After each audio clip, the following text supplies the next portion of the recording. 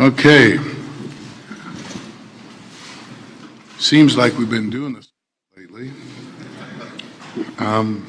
But this is fun. This is a celebration for several reasons. But I want to offer some thanks first to some people very instrumental in getting this all accomplished. President Bounds, Chancellor Green, Coach Osborne, where are you? Very big in this, and that I'll talk about a little bit later. Turnkey Search and my good friend Gene D. Filippo, and of course my staff did a fabulous job and continue to do this great job as we go through the process. As I mentioned, this is a celebration. It's a celebration for the University of Nebraska and for Husker football. Certainly a celebration of bringing one of our own home, a favorite son. But I need to tell you this, if I were the athletic director at Missouri, Oklahoma State, or UCLA, my sights would have been on this guy. Doesn't matter that I'm at Nebraska. He is, in my opinion, not only the premier young coach in America, I believe he was everybody's first choice, and I got the pick of the litter. We got the pick of the litter.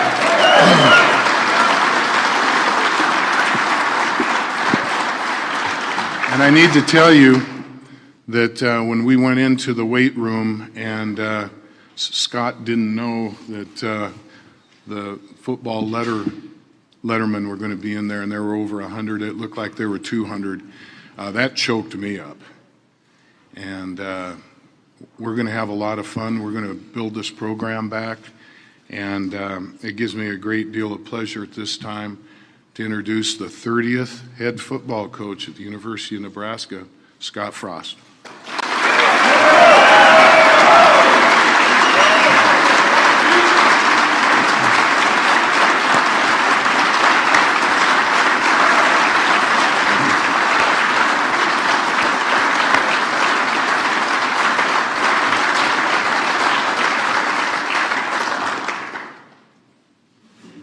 Thank you, Bill. It's an honor for me to be here. I can't tell you how special this is for a kid that grew up in Nebraska, basically grew up on this campus when Mom was a track and field coach here, and I was running around getting in trouble and getting run over on the Devaney Center track. From there to playing here, to be in other places coaching for as long as I have, to get an opportunity to come back here is special to me. Words can't describe how much it means to me to be back here in a place that I love, a place that I understand, a place that I want to represent. I want to thank Coach Osborne for all he's done for me. Thank Matt Davison for helping make this happen. I want to thank Ronnie and Hank and Bill for choosing me and believing in me to lead this program. My sincere thank you to all you former players that showed up, my friends that showed up in the weight room to welcome me. My first thought when I walked in was, this is unbelievable, and my second thought was, most of these guys have been eating too much.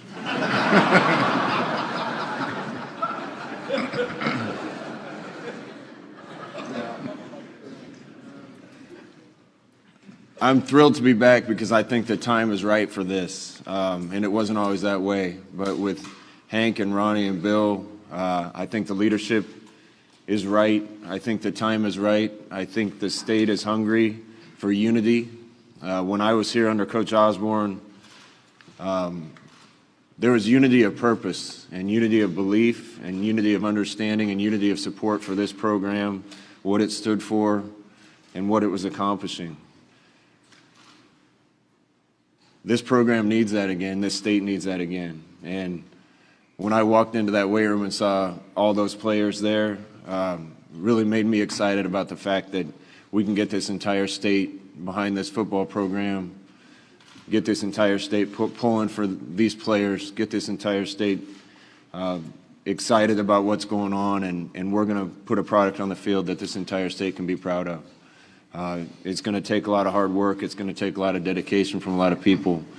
But there was a formula that worked here for a long time, and times have changed a little, but some of those same things are what is going to make this work again. And that's a lot of good people that care about this place, working really hard. It's toughness, it's dedication, it's work ethic. That's what Nebraska is, that's what the people of Nebraska are, and that's what this place is going to stand for while I'm here. So thank you.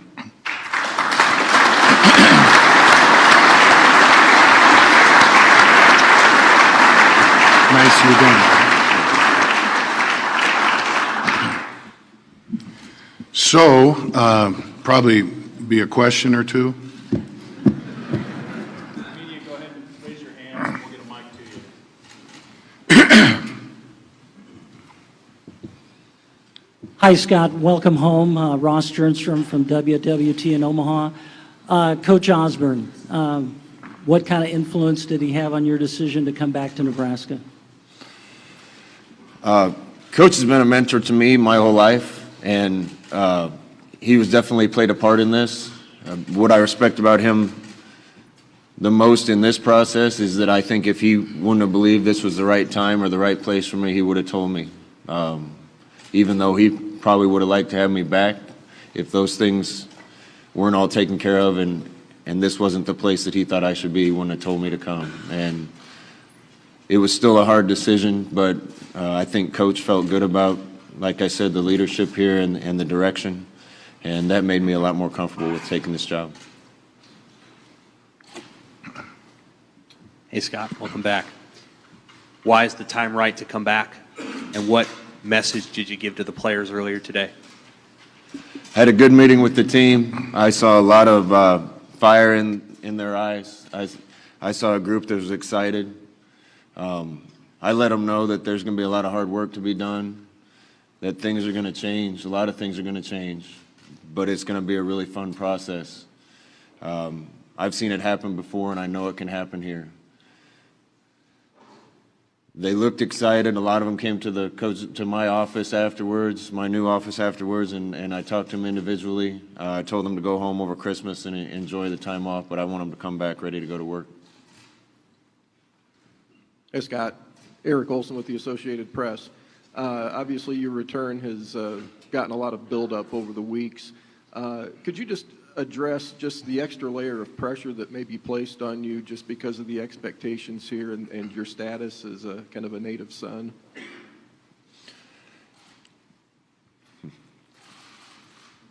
You know, I played here, I understand it. I saw the best of this place. I also saw some hard times that maybe other people hadn't. But that's what makes this place great, is the passion that the people here have for it. Watching it from afar, I'm not sure that passion was unified, that passion was always completely supportive. It's my hope that by returning this to its roots, and maybe with me coming back, that we can get that passion all pointed in the right direction. When that happens at Nebraska, this is the best place in the country to be, and I hope I can bring that to this place.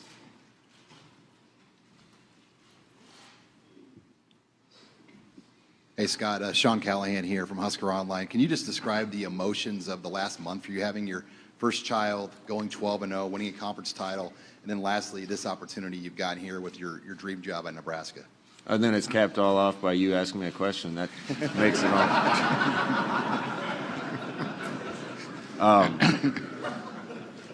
2017 has been one of the best years of my life. Having a child, my first child at my advanced age, is the best thing that's ever happened to me. I coached a really special group of players down in Florida this last year, and we had an unbelievable season. I'm looking forward to doing that here. The staff that I'm going to bring in here is going to be a bunch of guys that these players will love, a bunch of guys that have tremendous character. They're going to care about these guys that are going to mentor them and teach them and help them be better on and off the field. I'm looking forward to that. And I don't know if I'll ever have another year as good as 2017, but we're going to work really hard to make that happen. Scott, Dirk Chatwin, Omaha World Herald. You were probably considered for this job 2 or 3 years ago, or at least considered coming back in your own mind. How are you more prepared now than you were then, and what specifically at UCF, helped you prepare for this?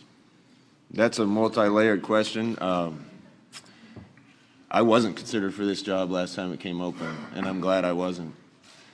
I didn't get a phone call last time this job was open. I'm glad I didn't. The pieces are in place now. I believe a lot in Bill. I believe in Hank and Ronnie, and I think this state is ready to see this place return to what it was. And like I said, that doesn't mean we're going to win every football game, but I want this program to be something that the people of this state can get behind and be proud of, that these former players can be a part of and be proud of. And we all know what goes into that, the guys that played here. It's toughness, it's pursuit of excellence, it's unity. Those are the type of things that Nebraska stood for when we all played here, and that's going to happen again. Hey, Scott, Brian Christopherson with Nebraska 24/7. What do you see as just kind of the challenges of the next few weeks with the early signing date and the pressure of that? Yeah, I think they've done a pretty good job recruiting here. We took a look at what they have committed, and we're excited about that. The early signing period is going to change a lot of things, particularly for coaches who are going from one job to another. We're going to have to get to work. We already have boots on the ground, getting out to see recruits and letting them know where we are and who's going to be here. The response already has been tremendous. And I think even with a short amount of time here, we're going to be able to get a lot of things done. Scott, you know the walk-on tradition here at the University of Nebraska. What's your message to the young men who are in high school right now, sophomores, juniors, and those seniors who will be graduating? What's your message for them for the walk-on tradition? That's one of the things I talked to Bill about and Coach Osborne about.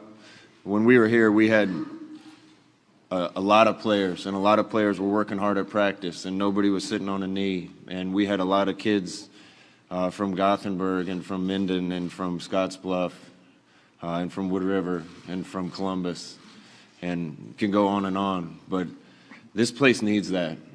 I'm looking forward to trying to grow the walk-on program and make it what it was before. There's going to be some sacrifices that have to be made probably to get it there.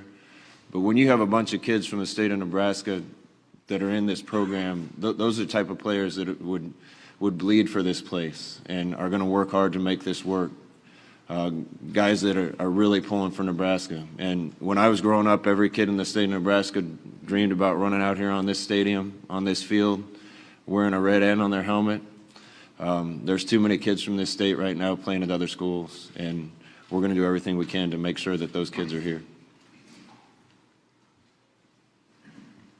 I know you were busy with your own thing, Scott, but how closely did you still keep a watch on Nebraska football, and how much did it pain you to see the struggles they've had? When you're coaching, you're pretty busy with your own team, but I was able to watch this from afar, and from afar, it didn't look like the Nebraska that I knew.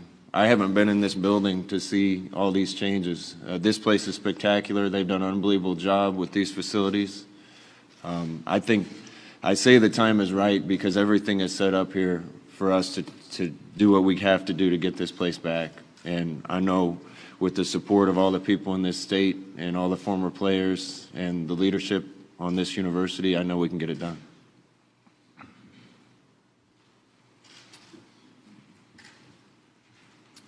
Scott, Lee Barfnick from the Omaha World Herald. When and where were you offered this job, and when and where were you when you accepted this job? This was a hard process for me because it's unbelievable the timing of having to make these decisions. The interest starts coming about midway through the season, and I was busy coaching a football team. And I care about my players, and the last thing I was going to do was let that process distract me from helping my team win games. I was loyal to that and didn't give it much thought until the very end of the season, and then the decision had to be made. Obviously, I was always very interested in this job. Talked to Bill, I think the last week of the season or second last week of the season for the first time. Didn't make a decision to come here until this past week, and wanted to do everything I could to honor my players at UCF and make sure that I was giving them 100% of my effort. And it worked out really well. But I'm glad I made this decision. I'm looking forward to the future.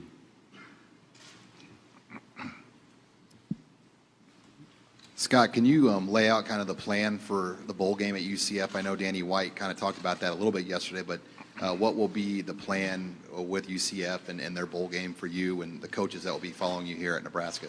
I think we still have some talking to do as far as it relates to the bowl game down there. We're looking forward to recruiting for the next couple weeks until the dead period. I don't want to leave the players down there without a coach, and they deserve to have the best chance that they possibly can, especially in the bowl game that they qualified for. So if it all works out, I'd love to go back and help those kids one more time. It's a unique and special group down there that we all feel very strongly about.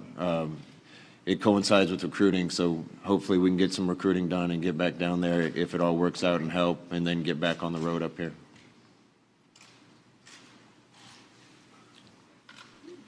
Scott, do you have any assistants already in place, and can you name any of those guys at this time? Yeah, I'm going to take a little time to name those guys, but I will tell you that the staff I hired at UCF is a group of men that are unbelievable coaches and have unbelievable character. And if it wasn't that way, we wouldn't have been able to make the turnaround that we made. A lot of coaches, when they get a bigger job or change from one school to another, think they need to go out and hire some different people. The guys that helped us win there can help us win here, and I expect the majority of them to join me. Scott, how will you modify your system for the Big Ten? I'm hoping the Big Ten has to modify their system for us.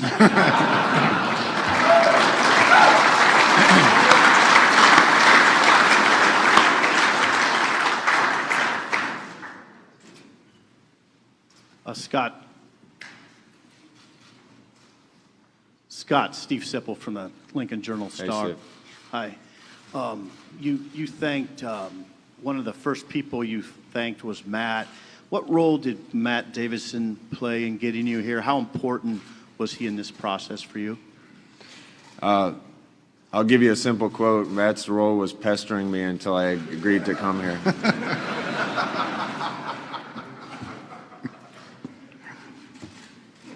Hey, thanks.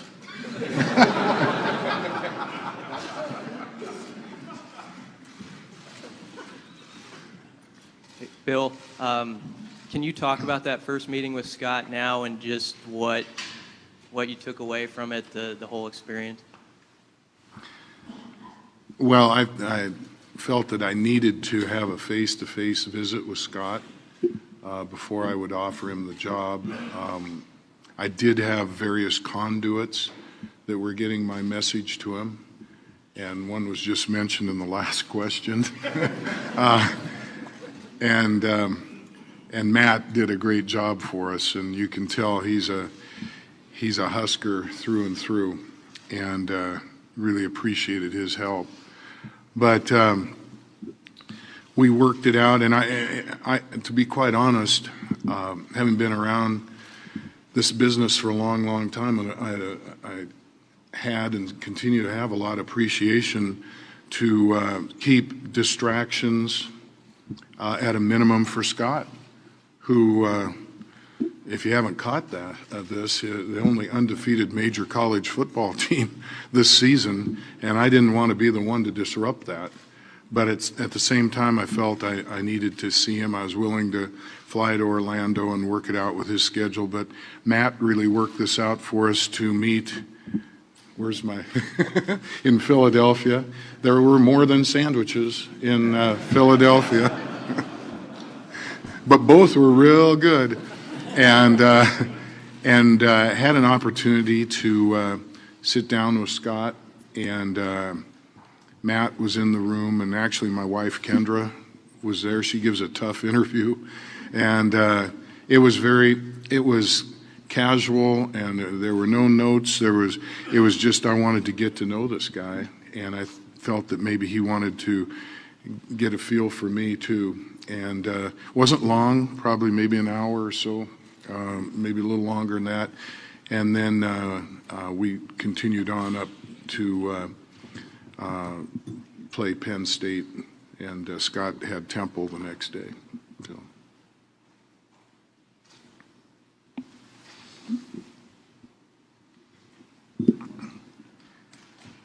Mitch Sherman, ESPN.com. Scott, in light of what Bill just said, can you characterize your emotions heading into that meeting in Philadelphia, how you felt during the meeting, and also how you felt after? Yeah, like I said before, my number one priority during that whole process was my team, and so I didn't want to let it distract me. We made sure and got our work done that week, and I knew a decision was coming soon, so I needed to at least sit down with somebody. Bill was nice enough to come up there, and after we got everything done on Friday night, we spent a little bit of time together. I didn't need to know a lot about this program. I'm from here, I get it. I know what it's all about, I know what it could be, I know what the potential is. So it just took me being comfortable with the leadership here and the timing. And it was a hard decision for me because some of the players I was coaching down there are special to me. We built something special at UCF. When it came down to it, this is home. And I can't think anything more rewarding in my career than turning this place around, and that's our goal and our aim. Scott, other side. Parker Gabriel from the Lincoln Journal-Star. As you, with finals coming up and then winter break, with the current guys, how do you start to get into meeting with them, evaluating sort of what you have here, and balancing that with being on the road recruiting? Yeah, I had a meeting with the team today. Got to meet some of them for the first time. A bunch of them came into my office to say hello and shake my hand. I told these guys they need to go home and enjoy Christmas, and a lot of things are going to change, and when they get back, I want them to be refreshed and ready to go to work. We got a lot of work to do. We got a lot of ground to cover. There's going to have to be a lot of shared experiences before we can earn trust with one another. But we're going to work harder than everybody else. That's what Nebraska's about. And we're going to be a more united team than anybody else. That's what Nebraska's about. And we're going to work our tails off in the weight room and be stronger and more physical and tougher than other teams, because that's what Nebraska's about. A lot of these guys will jump on board and do those things. Maybe some won't. But the ones that will are going to enjoy the ride. We're going to have a lot of fun, and we're going to take this place back to where it needs to be. Hey, Scott, what's your number one worry coming into this job? Sitting in these chairs right here.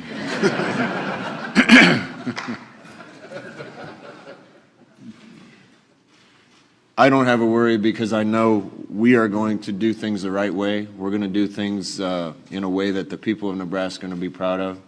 We are not going to win every game that I coach here, and we're going to lose a few, and we might make some mistakes. But I know that the people are going to be able to get behind what we're doing here because we're going to do everything the right way. We're going to do everything with the right moral compass, and we're going to do everything in a way that's going to make Nebraska proud. Hey, Scott, besides Matt and just some old teammates maybe tugging at you, how much of a sense did you get of just how much the entire state the last month was kind of all about Scott Frost and wanting to see you come home? I was busy coaching a team, so I heard things. I saw a couple corny videos on YouTube, maybe. People here are passionate, and nobody knows that better than me. And we're looking forward to tapping into that the right way. And watching this program from afar, I don't think people have been unified in support behind something for a while. The men that I'm going to hire here, the players that we're going to have, we're going to do it in a way that Nebraska people can get unified and behind it. There's been, in my opinion, a lack of unity of purpose about this place for a while. And if I can bring that back, that'll be really rewarding.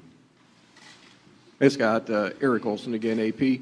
Kind of playing off of what Lee had said with regard to number one worry, I mean, just how would you describe the undertaking that you face here at Nebraska, and was getting 7 years on the contract crucial to kind of where you see the the necessity of having that amount of time? No, at the end of the day, this is where I want to be. There was interest from other places. There was a big part of me that didn't want to move my baby after he was born a month ago, and my wife being happy. But this is where we want to be. And contract length is nice because it helps me to have confidence that they're going to give us the runway that we need to get this program off the ground and back to where it needs to be. But at the end of the day, none of that mattered, because when I made a decision about what to do, this is where I wanted to be, and I wanted to be home. And that's the decision we made. We're going to go 100 miles an hour in full speed from here. Bill, why is Scott the premier head coach in the country, and why was he the pick of the litter? Well, several reasons, and some of them he touched on here. We all know that he has a passion for Nebraska, and we know that he's a very, very good football coach, but he's got great integrity, he's got great morals, he cares about his players. I mean, you've heard him talking here, and he just can't get back to the fact that he genuinely cares about the players, and all those things are important. I said back, I think, when I had my press conference, that the style of offense that I think will capture the attention of the Big Ten is the Chip Kelly, Scott Frost offense. And you saw it. If you didn't watch it last night, I mean, my heavens, it was a track meet. And the options going, and a quality quarterback, and the tight ends, and very good line play. All of that is going to be very exciting for our fans. And may I just say this, to our fans, you are the best in the country. You've been patient. I know you've been frustrated, but I hope you're going to rally around Scott and what he's going to do, because we're going to keep that sellout record alive, and we could probably, hopefully, one day add more seats and even expand it. This is as I look at Scott's resume, and you have read it, and I'm gonna reiterate it.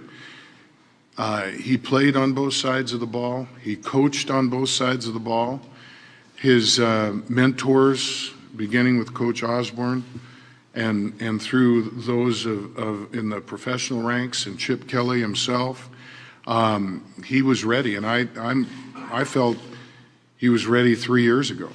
But now he's shown, taking a program that was 0-12 and is now 12-0, never been done before in major college football. That's saying something. So, like I said, there's a lot of names that are going around. And let me say this. There were others that really, really wanted Scott and some prestigious programs. And there were some prestigious coaches that really, really wanted Nebraska. But this is a fit. And we talk about fit here, and it has substance. You got to fit at Nebraska. And I don't know of any better fit than this gentleman on my left. Coach, what's the difference between turning around a place like UCF and a place like Nebraska? What's the difference? I don't think there's much of a difference. We need to make sure the culture's right. We need to make sure the unity's right. We need to get to work in the weight room and on the field. We're going to practice hard and fast, but I told the players today everything we're going to do, it's going to be difficult, but they're going to have more fun than they've ever had before. Once you get that kind of unity and togetherness and you put in the work, success inevitably follows. Listen, we're going to go fast around here. And practices are going to be fast, and meetings are going to be fast. It's going to be a lot of fun, and I can't wait to start building some of the same things with people here that we've been able to do the last 2 years. Bill, when you watch what's been going on the coaching carousel in college football, how rare is it that it's been this easy when you've seen it be pretty hard this week for a lot of other teams across the landscape in college football to find a coach?